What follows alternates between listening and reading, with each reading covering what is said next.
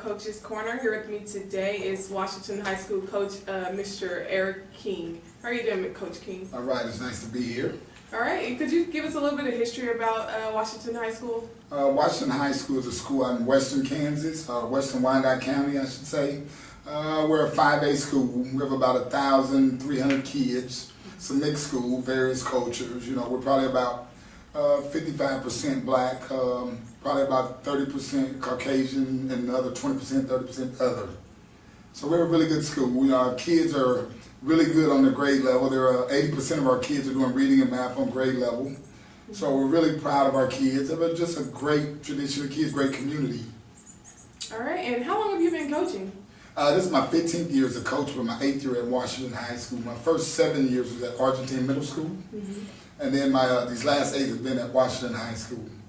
All right, and from my understanding, you went to state last year, and you actually lost that game. How was that, actually getting to the state championship? It was wonderful getting there because, you know, the community and the school were behind us. Everybody was excited, and it was our first time our school had made it to the state championship game.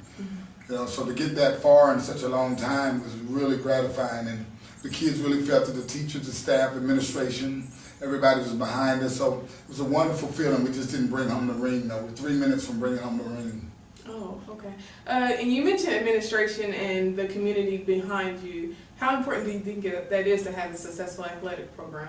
Very important because, you know, the kids, when they know that the administration and the teachers and everybody's behind them, they try harder, they perform better in the classroom and on the court or the field at various venues. So, you know, when the kids know everybody in the community is behind them, they actually take more pride in what they do. And that's what it's all about, trying to give these kids pride so when they grow up they become successful adults and they can help out in this big world we live in. All right, and you were Coach of the Year 2 years in a row, which is a big accomplishment. What do you think it takes to be Coach of the Year? Oh, thank you first of all. But, you know, nothing major. It just takes a lot of hard work and getting to know the kids. Like I said, working with the parents, the administration, practicing hard every day, being prepared. And then when it's time for the game, you know, have knowledge of the game and your kids and, you know, put them out there to be successful. Okay, and when you say have knowledge of the game, does that just stop at the high school level, or do you feel that researching other ways to coach and other skills to have is important? Very important. You should always keep learning. Just like we tell the kids all the time, you know, because basketball is an evolving sport. So the more you learn and you keep learning, you know, keep going over things, learning new ideas, new strategies, the better it goes. So I think you should always keep learning at anything you do, not only just sports, any endeavor you have. You should always learn and grow, you know, as you mature in that sport or in that field. Okay, and a lot of things we're asking the other coaches is about the facilities of the area high schools. What kind of facility do you have? Do you think it's ideal for what you can succeed in? Yeah, we try to make the best out of it, but not really, because we only have one gym. And, you know, you play other schools that have 2 or 3 gyms. It helps with the practice time, where it really gets you, because, you know, we have, when you're sharing a varsity girl, varsity boys team with JV girls, and everybody's trying to share one gym, it makes it difficult. You only get an hour and a half of practice, but if you have more facilities, you know, you can go 2 or 3 hours, which helps the kids' skill level, you know, get better. And then, as you know, as their school skill level gets better, their game gets better, which is better scholarships, you know, more opportunities for college. So the more, you know, plus another thing too, when kids see that they have, you know, locker rooms that are nice, a field or a gym that's nice, you know, they take more pride in what they do.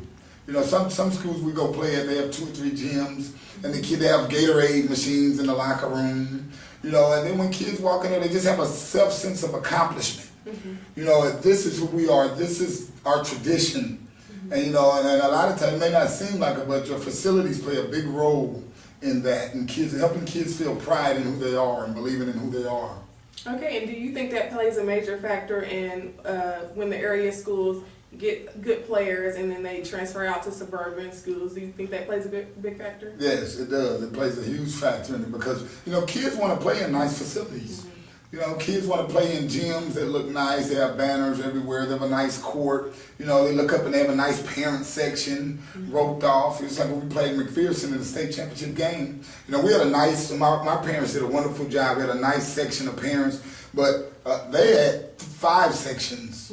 Half the Topeka Expo Center was filled with nothing but red McPherson shirts. You know, when your team look up and see that, sometimes that can be kind of intimidating. So, you know, these kids really need us behind them, and they really need the community to get involved, like I said, to help them be the best they can be.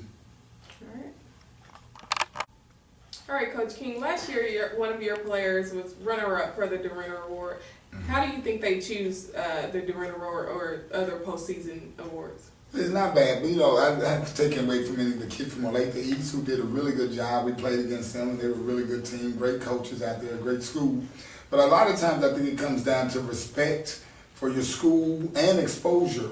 You know, if you don't have kids out there getting exposure to you guys, the media, you know, and different assets like that, they won't know about the kid. So those kids that really get a lot of exposure all the time, they naturally, you know, get picked. So more of the coaches know them, and then when the coaches come to voting, you know, sometimes it may not be the kid that's the best, but the kid that had the best reputation or the school that had the best reputation. So sometimes I think that we can revamp that a little bit to where the kids have an equal opportunity chance, because, you know, sometimes in inner city we don't have all those media outlets that other people have. So, you know, if some kind of way we can kind of even out the playing field. Like I said, that's not to take away from anybody that has won it, but, you know, just make the playing field a little bit more fair and give everybody equal opportunity chance. Okay, and do you think this is due to the lack of actual coaches coming together and voicing or letting the public hear their voice about their players? Yes, that would help, you know, especially as inner city coaches, to where if we would come together and have more kids and more coaches know about our kid, we would be better. You know, our kids get more exposure and we get more respect, you know, for our leagues and things. Because a lot of times those bigger schools, their leagues get more respect from the community, from the state associations, and everywhere. So, you know, the more that we can get these kids out here, the better. All right, Coach, I've done about a little over 20 interviews with coaches, and I've learned that it's more than just community involvement and administration involvement behind the players. I learned that it's the lack of our coaches actually sitting on the committee and voicing their opinion on things. How do you feel about that?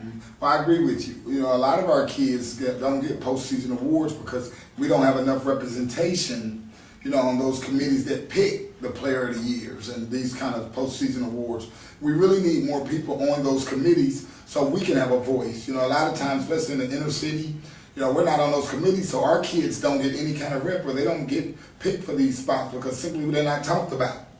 You know, so we can have a committee or a coaching association that really is going to make sure we are represented, you know, as our inner city kids and inner city coaches and administrators. You know, that would really help a lot because then we have a voice. And, you know, with voice is power. You know, because a closed mouth doesn't get fed. We can complain all the time, but if we don't have people in high places, it won't be heard. So if we can have committees and people on these committees that represent us, we can see that our kids will get, you know, the representation that they need that can help them get bigger, better scholarships and do bigger, better things with their lives.